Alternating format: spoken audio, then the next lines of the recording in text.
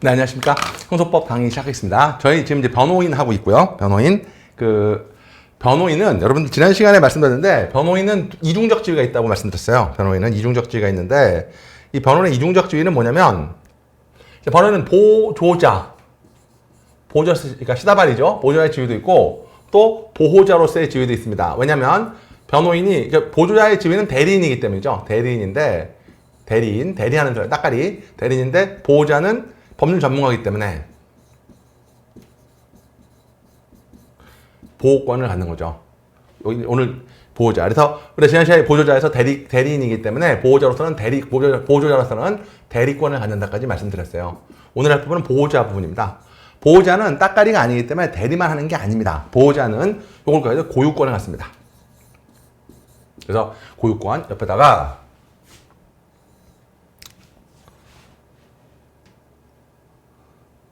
고유권 옆에다가 보호자라고 적으시면 될 것 같고요. 보호자라고 적으시면 될 것 같고, 보호자. 그 다음에 당연히 보호자는 대리인이 아니기 때문에 요거면 본인의 권리가 소멸하더라도 변호인의 권리는 소멸하지 않는다. 요거 잘 기억하시면 되겠어요.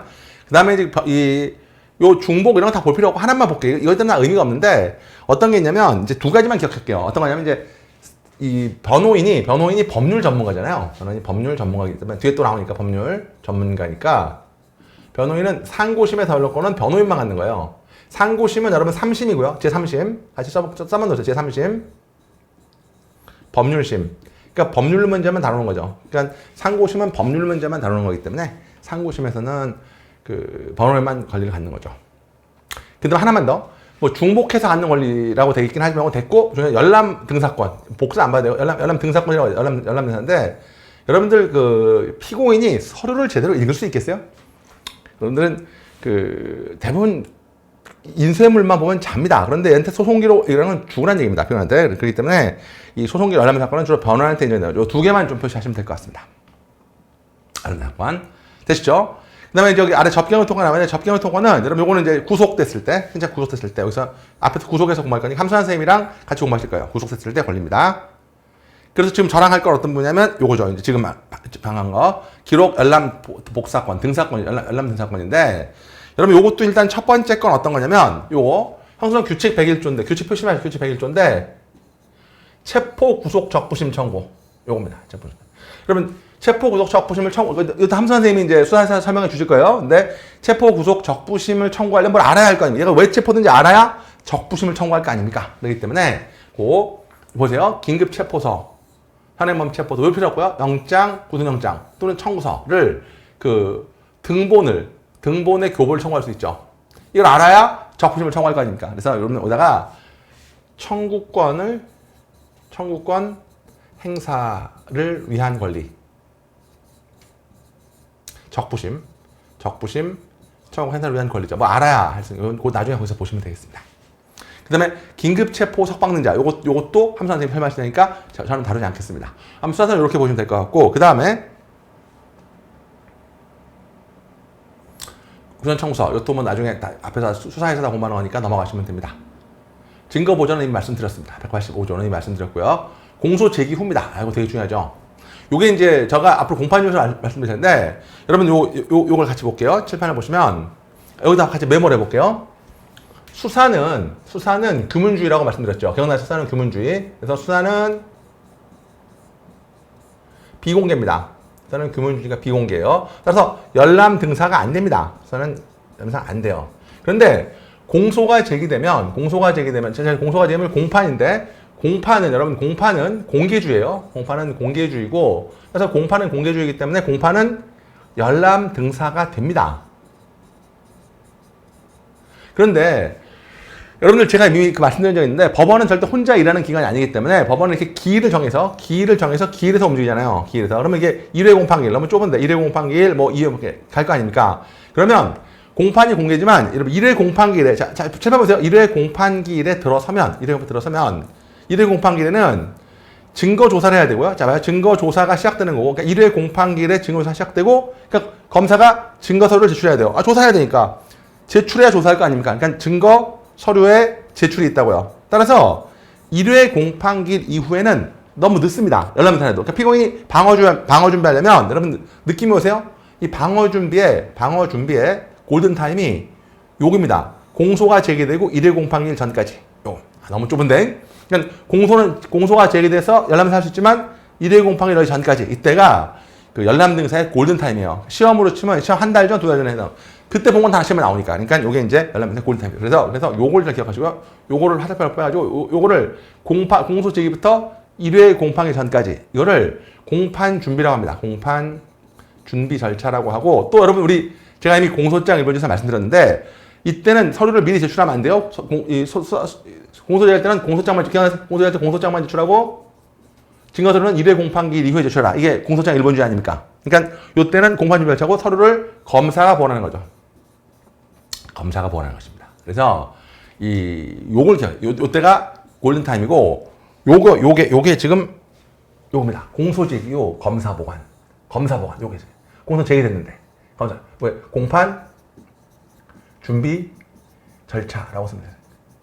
공판 준비 절차. 열람 능사의 골든 타임입니다. 그래서 이때는 검사가 보관하고 있으니까 네가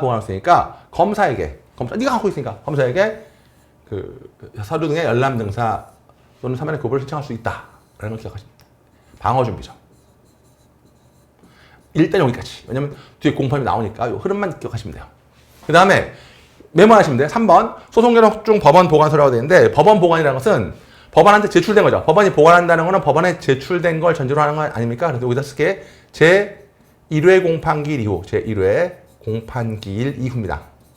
그러면 제1회 공판기일 이후는 당연히 열람사가 되는데 큰 의미가 없어요. 그래서 피고와 변호인은 소송계속 중에 관계 서류와 증거물 열람하거나 보수할 수 있어요. 소송계속 중이라는 것은 1회 공판기일 이후를 말하는 겁니다. 따라서 여기서 뭐가 주제냐면 이때는 법원의 허가가 필요 없어요. 당연히 보여주는 거니까 1회 공판기일 이후에는 법원의 허가 따위 필요 없어요. 신청하면 무조건 보여줘야 됩니다. 무조건 보여줘야 돼요. 그러니까 다만 이럴 때 보호 조치를 법원도 재판장도 보호 조치를 취할 수 있는 거지 거부할 수 없어요. 보여줘야 됩니다. 이 정도가 열람사의 내용이죠. 되시죠? 여기까지가 변호인의 권리가 다 끝난 것입니다. 그러니까 변호인은 고유권이 있는 거고, 지금까지 변호인의 고유권을 살펴보았습니다. 이제는 보조인인데, 여러분 보조인은 이게 이제 나지만 그 법배 직형 보이세요? 법배 직형 느낌 오죠? 법정 대리인은 제가 여러분 부모라고 생각하셔도 크게 틀리지 않나 그랬죠? 부모 물론 미성년자의 부모입니다. 미성년자의 부모지만 아무튼 어쨌든 부모죠. 배우자, 혼인신고된 자, 직계친족, 형제자매, 법배 직형, 가족이죠. 가족이 보조인이 되는 거죠. 그러니까 쉽게 말하면 법률 전문가 아니지만 가족이니까 소송을 도와줘야죠. 안 그러면 감옥 갈 텐데. 그래서 보조인이 되는 거죠. 근데 요즘엔 애들 잘 안 낳죠. 애들 잘 안 낳고 형제도 없지 않습니까? 그래서 친척이 없는 사람들이 있어요. 친척이 없거나 또 친척이 몇 명 안 되기 때문에 친척이 다 아프고 그럴 수 있어요. 뭐 친척이 막 그럴 수 있어요. 그래서 보조인자가 없거나, 자 그럼 1번 없을 수 있어요. 그 다음에 장애 등의 사유로 역할할 수 없는 경우, 이때는 신뢰관계에 있는 자가, 가까운 신뢰관계 있는 사람이 보조인이 될 수가 있죠. 그러니까 반드시 이제 보조인은 원래는 친족이었는데 일베 친족이고, 근데 친족이 아닌 사람도 요새는 친족이 많이 없으니까 보조인이 없으면 안 되잖아요. 그래서 친족이 아닌 사람도 신뢰관계에 있으면 보조인이 될 수 있다. 요거 꼭 기억하시고요. 그러니까 보조인은 꼭 신분관계가 있을 필요가 없다는 걸 잘 기억하시고, 요거 그다음에 이 보조인은 시다발이기 때문에 절대 피고피의자 편에 명시한 의사에 반할 수 없어요. 명시한 의사. 그러니까 싫다는데 할 수 없어요. 여러분 변호인은 보호자니까 변호인은 명시한 의사에 반할 수도 있어요. 피고인의 명시한 의사에 반할 수도 있습니다. 그게 뭡니까? 구보 증증공. 지난주에 보셨죠? 구보 증증공. 제가 말씀드렸죠? 최소한 보증이라도 알아두라고 말씀드렸어요. 구보 증증공. 그래서 구보 증증공 보증. 이렇게 기억하시면 됩니다. 그러니까 이거 한번 찾아보시면 변호인의 명시한 의사에 반하는 경우도 있다까지 기억하시면 되겠어요. 구보 증증공 보증까지 기억하시면 될 것 같고, 그 다음에 이제 그 보조인이라는 어떤 관계니까 어떤 서면을 첨부해야 돼요. 신분관계를 서면하는. 그러니까 뭐 친족이면 친족, 아니면 이 신뢰관계 서면을 첨부해서 해야 됩니다. 그지? 그리고 여러분 2번은 뭐죠? 신금마다 해야 되는 거. 변호가 똑같아요. 신금마다 신고해야 되고, 공소제기전 수사는 1심에 들어가죠. 수사 이꼴 1심에 들어가는 거예요. 그러니까 변호인이랑 똑같아요. 심급 대리가 원칙이지만 수사는 어디에 넣어준다? 1심에 넣어준다. 이렇게 기억하시면 되겠습니다. 그 다음에 여러분들 이제는 이 판을 지워버리시고요. 79년 판에 이 판은 지워버리시고 됐습니다. 지워버리시고요. 됐죠? 이 판에 지워버리세요. 이제 의미가 없어요. 그 다음에 전문심리원이죠. 여러분 전문심리원은 요거 이제 물어볼 게 딱 정했는데 전문심리원은 이제 전문가입니다. 전문가. 그러니까 공판의 과가. 그러니까 전문심리원은 여러분들 전문가라고 생각하시면 되고 전문가. 그러니까 재판의 심리는 재판이고요. 심리는 증거조사입니다. 심리는 증거조사고 증거조사에 전문가의 도움을 받는 거예요. 증거조사에 전문가의 도움을 받는 게 전문심리원이죠. 증거조사할 때 전문가의 도움을 받는 전문심리원인데 법원은 소송 관계를 분명하게 하거나 소송 절차를 원활하게 하기 위해 필요할 때는 직권 또는 신청. 자, 직권 또는 신청으로 전문심리원. 여러분 이게 잘 이해가 안 되면 그냥 의사라고 하세요. 의사도 뭐 오은영 박사, 뭐 아동심리학 이런 사람들 이제 참여해서 피고인한테 그때 뭐 아스퍼거 증후군을 판사가 모르잖아요. 그러니까 이제 전문가 도움을 받아서 이런 것들을 이제 좀 도움을 받아야 돼요. 그래서 참여하게 할 수 있다. 전문심리원은 전문의 지식에 대한 설명 또는 의견을 기재한 서면을 제출하거나 당연히 전문적인 지식을 해주는 거죠. 근데 전문심리원은 재판의 합의에는 참여할 수 없어요. 이 사람 법관이 아닙니다. 재판 요게 배심원과의 차이예요. 배심원과의 차이. 배심원은 심리에 관여하는데 전문심리원은 그냥 심리에 참여해서 증거조사까지 하면서 전문 의견만 제시하는 거지 전문 지식만 보충해 주는 거지 재판을 하는 사람이 아니야. 그러니까 재판에 합의하는 참여할 수 없다까지 기억하시면 되는데 이 심리할 때 그 소송 심리할 때 기일이죠. 신문 기일에 재판 형을 봐서 직접 질문할 수 있어요. 요것도 배심원과의 차이예요. 나중에 말씀드릴게요. 그러니까 이 전문가이기 때문에 나와가지고 피고인 신문이나 증인 신문할 때 직접 같이 신문합니다. 아저씨 그때 기분 어땠어요? 라든가 뭐 증오심을 느꼈나요? 라든가 이런 식으로 뭐 어릴 때 어떤 일 이런 식으로 전문적으로 물어본다는 거죠. 물어보는데 그렇지만 재판 합의안 참여할 수 없다. 이거 직접 질문할 수 있다. 직접 질문 잘 체크하시고 전문가니까. 그 다음에 법원 요거 4번을 좀 봅시다. 4번은 뭐냐면 이 전문심리자 서면 의견 진술에 대해서 검사, 피고인 또는 변호인에게 이건 잘 봐요. 이거 전부 다 할 수 있다, 할 수 없다, 할 수 있다인데 이 전문 의견에 대해서 피고인 변호인의 구술 또는 서면에서 의견 진술을 주어야 한다. 이런 거 주어야 한다. 이쪽 써볼게요. 반박 기회 제공 의무가 있다는 거죠. 그러니까 전문 심리원이 말한 거에 대해서 반박할 기회를 줘야 돼요. 그러니까 줄 수 있다가 아닙니다. 줘야 돼요. 전문 심리원이 말한 거에서 줘야 한다. 같이 기억하시면 되겠습니다. 되시죠? 전문 시험 참여할 때는 여러분 조서에는 모든 걸 다 기재됩니다. 조서에는 모든 걸 다 기재해야 돼요. 조서의 기재 서면주의입니다. 서면주의. 질문했죠. 아까 직접 질문했어요. 직접 질문하더라도 기재. 다 기재해야 돼요. 그러니까 이름도 쓰고 전문 시험에 질문한 내용 다 기재를 해야 됩니다. 됐습니까? 그 다음에 요거를 이제 별표 쳐야 되는데 아까 전문심리원의 임명 선임은 직권이나 신청할 수 있잖아요. 따라서 근데 취소도 직권이나 신청으로 할 수 있어요. 근데 재밌는 게 진짜 신청이나 직권할 수 있는데 아까는 요거 잠깐 비교해볼까? 이거 하면 안 되는데 잠깐만. 너무 재밌잖아요. 선임할 때는 지정할 때는 직권, 신청 이 순서였죠. 그런데 이거 잘 눈여겨봐두시고요. 그런데 취소할 때는 이게 마음에 안 들 수도 있단 말이죠. 취소할 때는 신청 직권이요. 큰 의미는 없다고 볼 수 있겠는데 취소할 때는 또 신청 직권이야. 순서가 바뀌었죠. 앞에랑. 그래서 뒤에를 꼭 기억해야 되는 게 어떤 거냐면 요겁니다. 이걸 밑줘야 돼. 법원은 검사 또는 피고인 변호인 합의해서 이것을 취소할 것을 신청할 때는 그 결정을 취소해야 된다는 겁니다. 그러니까 검사, 피고인 변호인이 힘을 합쳐가지고 야 얘는 도저히 못 보겠다. 잘라달라자. 그러면 잘라야 됩니다. 거기다가 당사자주의입니다. 당사자주의한. 그래서 이게 어디로 연결되냐면 대부분 여러분 잊지 마세요. 대부분 이 신청은요, 어떤 취소 신청은 서면으로 해야 돼요. 신청은 서면 원칙이죠. 서면주의입니다. 신청을 구두로 하면 안 돼요. 신청은 서면으로 하는 게 원칙이에요. 서면주의가 원칙인데, 그리고 이유도 밝혀야 돼요. 신청할 때는 그냥 뭐 어떻게 해달라면 안 되고 이유를 밝혀야 됩니다. 왜 하는지. 그러니까 신청할 때는 서면으로 해야 되고 이유를 밝혀줘야 되는 거죠. 그런데 다만 요거 중요하죠. 요걸 별 세줘야 돼. 검사나 피고인이 동시에 신청할 때는 이유를 밝힐 필요 없죠. 왜? 무조건 취소해야 되니까. 닥치고 취소하는 거니까 이유 따위 쓸 필요 없어요. 뭐 이유를 보고 법원이 이건 이유는 말도 안 된다라고 판단할 수 있다면 뭐 이유를 쓰겠지만, 법원은 신청은 무조건 이거 나온다고요? 취소해야 되니까 그 동시에 신청할 때는 이유를 쓸 필요가 있다 없다 없죠. 일반적인 신청은 신청에 이유를 기재해야 돼요. 그러나 이렇게 동시에 할 때는 이유를 기재할 필요가 없다까지 기억하시면 되겠습니다. 요게 시험에 나오겠죠. 여러분 요거 핵심은 당사자주의입니다. 당사자주의. 뒤에 판에 한번 나올지도 모르겠는데 당사자주의 정리하시고요. 그 다음에 또 웃기는 게 하나 있는 게, 여러분 이건 맞아요. 그럼 법원이 이 전문 심의원을 지정할 때 사건마다 여긴 좋아요. 사건마다 좋은데 1인 이상의 지정한다. 좋은데 1인 이상이 이게 애매하다는 거예요. 이게 근데 시험에 나오죠. 여러분 1인 이상은 쓸 필요가 없죠. 왜냐면 전문 심의원을 두기만 하면 그건 무조건 1인 이상이죠. 그렇지 않나요?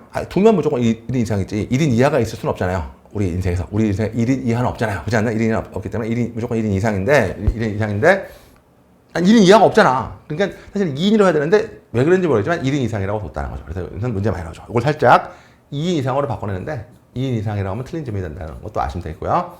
전문심의는 법원이 정하는 건 대법원 규칙으로 하는 것이고요. 그 다음에 전문심의원은 여비 일당 숙박료를 지급해야 됩니다. 돈 줘야 됩니다. 수당을 줘야 돼요. 수당. 여비 일당 숙박을 당연히 줘야 되고, 차빈 줘야죠. 당연히 줘야 되는데 수당도 줍니다. 이 사람 전문가니까 그 대우해줘요. 수당을 줘야 돼요. 그 다음에 대법원 규칙 됐고요. 그 다음에 요것도 중요한데 잠깐만, 제척 기피 회피, 이게 재판의 공정이거든요. 제척 기피 규정은 여러분 요거 좀, 제척 기피 규정은 준용됩니다. 제척 기피는 언제나 준용돼요. 이건 배심원과의 공통점. 배심원도 제척 기피 있고요. 전문심의원도 제척 기피. 그러니까 재판에 관여한 사람은 대부분 제척 기피가 있다 이렇게 생각하시면 되고, 하나만 더 욕심을 낸다면 회피는 없습니다. 회피는 없어요. 그리고 당연히 기피 신청이 들어오면, 일단 신청이 들어오면 직무집행이 정지돼야죠. 참여할 수 없죠. 일단 참여할 수 없습니다. 그리고 의견은 말할 수 있죠. 내가 왜 제척돼야 되죠? 라고 일단 심리는 참여할 수 없는데 법관 앞에 나와가지고 그 제척 기피에 대한 의견을 말해줘야 됩니다. 하나만 더, 회피가 없다는 거, 그 다음에 제척 기피가 있다는 것은 배심원과 공통점이라는 거, 이런 정도를 좀 알아두시면 좋겠습니다. 당연히 전문심리위원은요 공무원으로 봅니다. 전문심리위원은 당연히 공무원으로 보는 거죠. 뇌물 받으면 처벌됩니다. 그리고 여기다 써야 되겠지만 비밀도 준수해야 돼요. 비밀을 엄수해야 됩니다. 공무원이니까요. 이해되시죠? 그 정도 보시면 되겠어요. 뇌물 받으면 안 되고 비밀을 지켜줘야 돼요. 안 그러면 공무상 비밀 누설죄가 되는 것이죠. 여기까지가 전문심리위원이었습니다. 여러분 전문심의 판례가 나왔는데 먼저 볼게. 우리 판례는 없는, 아마 중요하지 않았었는데 판례는요. 판례가 나왔는데 판례는 전문심리위원회 선임과 취소에 당사자의 의견을 가급적 존중해라 이렇게 말하고 있다는 거예요. 전문심의원을 선임하거나 취소할 때는 우리 당사자주니까 당사자 의견을 가급적 존중해라. 법관 마음대로 하지 마라 라는 거예요.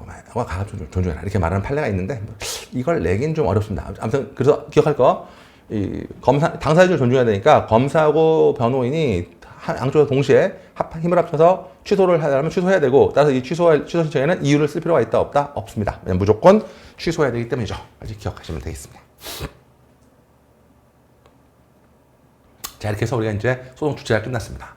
절차 일반이론인데, 이 절차 일반이론은 뭐 여러분 시험에 그렇게 나오진 않습니다. 나오지 않기 때문에 제가 여러분 시험에 나올 만한 것만 말씀드릴게요. 여기다 메모 좀 같이 해줄게요. 어떤 거냐면, 첫 번째, 여러분 요거만 그렇게 소송행위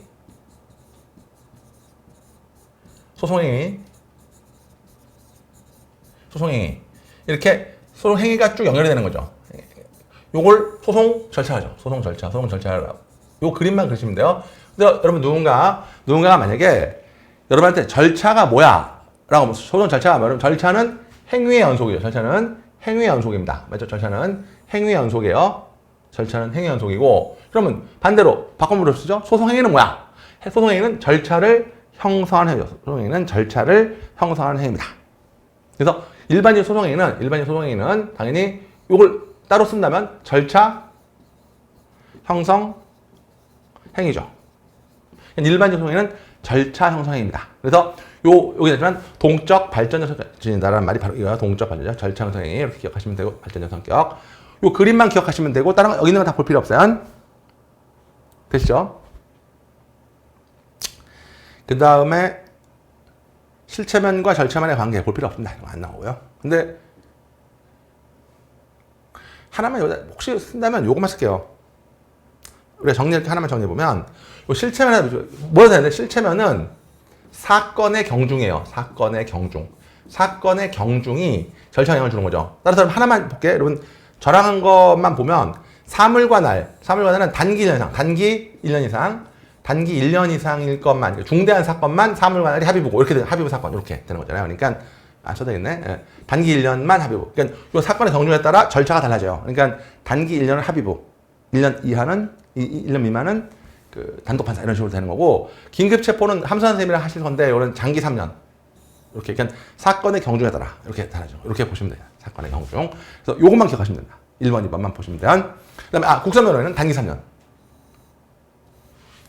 그래서 저는 이렇게 긴장, 긴급 체포 장기, 긴장 마삼. 많은 그냥 쓰는 거예요. 어조사예요. 긴급 체포는 장기 3년. 맞죠? 단국대학교, 단기. 국선 변호인은 단기. 3학년. 국선 변호는 필요적 변호하기 국선 변호거든요. 국선 변호 했죠? 국선 변호는 단기 3년 했잖아요. 긴급 체포 장기 3년. 이렇게 사건의 경중에 따라 달라져요. 그러니까 변호인이 꼭 있어야 되는 사건은 단기 3년이고 이렇게 진짜 이것만 보시면 됩니다. 이것만 보시면 되고요. 보시면 안 보셔도 되고 넘어가시면 절차가 실체 비천이 딱 하나만 보시면 됩니다. 여러분, 위법하게 수집한 증거는 증거로 못 씁니다. 증거는 부여하는데, 여러분, 그 얘기를 좀 여기 하나만 쓸게. 증거는 부여하는 얘기는 뭐냐면, 위법한 절차, 수집한 증거는 증거에 부여되기 때문에, 여기서 쓸게. 실체 형성에 영향을 줄 수 없다. 못 쓴다는 거예요. 그러니까 절차가 위법하면 그 위법한 절차로 수집한 증거는 실체 형성에 영향을 줄 수 없다. 이게 바로 위법수집증거 배제표 절차가 실체 비천형입니다. 요 지금 제가 찍어드린 거 3개만 보시면 되고 나머지는 안 보셔도 됩니다. 소송 절차 2분로는 이제 안 나올 거니까 보실 필요 없습니다. 제껴버리시고요. 소송행위입니다. 소송행위 했어요. 요거까지 복습하고 잠깐 쉬시면 되겠네. 소송행위는 당연히 뭐죠? 절차를 형성하는 행위. 절차를 형성하는 행위죠. 소송법 법적 효과가 인정되겠죠. 요것만 기억하시면 되고 다른 거 다 볼 필요 없고요. 화면 안 봐도 되고. 주체한 분류 볼 필요 없습니다. 주체한 분류 볼 필요 없고 넘어갈게요. 기능한 분류 이런 진짜 볼 필요 없습니다. 다 볼 필요 없고요. 그 다음에 성질한 분류 또 볼 필요 없습니다. 목적한 분류 정도 볼게요. 다른 거 다 볼 필요 없어요. 목적한 분류 정도가 나오는데 목적에 의한 분류는 저를 믿으세요. 목적에 의한 분류는 대부분 절차가 정말 요것만 해보시면 돼요. 요것만 시험에 나오니까 소송행위는 당연히 절차를 형성하는 거예요. 대부분 이거야. 대부분 절차 형성행위입니다. 절차 형성행위. 근데 유일하게 실체 형성행위가 딱 하나 있어요. 실체 형성행위 하나만 있는데 증거조사입니다. 한 번 나온 적 있죠? 이렇게 쓰지 말고 증거조사. 증거조사가 실체 형성을 영향을 주는 행위예요. 그러니까 실체 형성행위는 증거조사 하나뿐이고 나머지는 다 절차 형성행위다 라고 기억하시면 됩니다. 그러니까 실체 형성행위는 증거조사 하나밖에 없고 나머지는 다 절차 형성행위다 까지 기억하시면 되겠습니다. 소송에 일반적 요소가 나오는데 적격, 우리 이런 거 알지 못합니다. 넘어가시면 되고요. 대리, 뭐 마지막에 대리까지 볼까요? 대리는 일반적으로 어렵게 생각하는 대리는 저를 보세요. 여러분 경찰 시험 레벨에서는 대리는 남을 시키는 거예요. 남을 시키는 거. 남을 시키는 거. 남을 시키는 거예요. 남을 시키는 것이 대리죠. 자기가 직접 하는 게 아니라 자기를 위한 행위를 남을 시키는 걸 우리가 대리라고 부릅니다. 대리입니다. 그리고 첫 번째, 여러분 법원이나 검사는 공무원이기 때문에 법원이나 검사는 대리가 인정되지 않죠. 그러면 대리가 되는 사람은 피고인이나 피해자, 사실 뭐 피고인, 피해자만 아시면 되는데 최근에는 피해자도 대리는 인정돼요. 피해자. 이렇게 기억하시면 되겠습니다. 그래서 검사나 법원은 대리가 인정되지 않고 피고인, 피해자만 대리가 인정된다. 이렇게 기억해 주시면 되겠습니다. 이제 요거를 볼 건데 뭐 좀 새로운 내용이 들어가야 되니까 여기까지 하시고요. 잠깐만 쉬었다 다음 시간에 요 호응의 대리부터 다시 한번 살펴보시겠습니다. 고생 많으셨습니다.